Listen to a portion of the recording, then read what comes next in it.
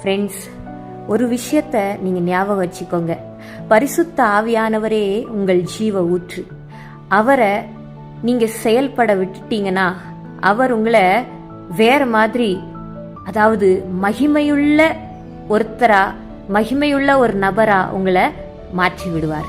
நீங்க போகும்போது போகிற இடத்துலலாம் தேவனுடைய பிரசன்னம் அங்கே இருக்கும். நீங்க பேசும்போது, யார்கிட்டயாவது நீங்க பழகும்போது, உங்களுடைய செயல்கள் மூலமா பரிசுத்த ஆவியானவர் உங்களிலிருந்து வெளிப்படுவார்.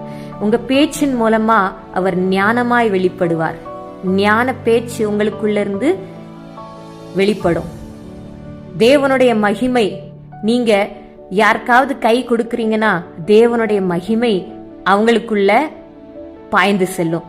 நீங்க யார் கூடயாவது 10 நிமிஷம் பேசுறீங்க, அப்போ பரிசுத்த ஆவியானவர் மூலமா அவங்களுடைய மன காயங்கள், மன சோர்வுகள் எல்லாமே ஆற்றப்படும்.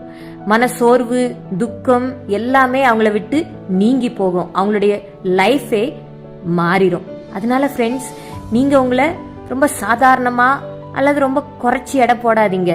பரிசுத்த ஆவியானவர் உங்களுக்குள்ள வந்துட்டார்னா நீங்க மகிமையுள்ள மனுஷனா, மகிமையுள்ள மனுஷியா மாறிடுவீங்க.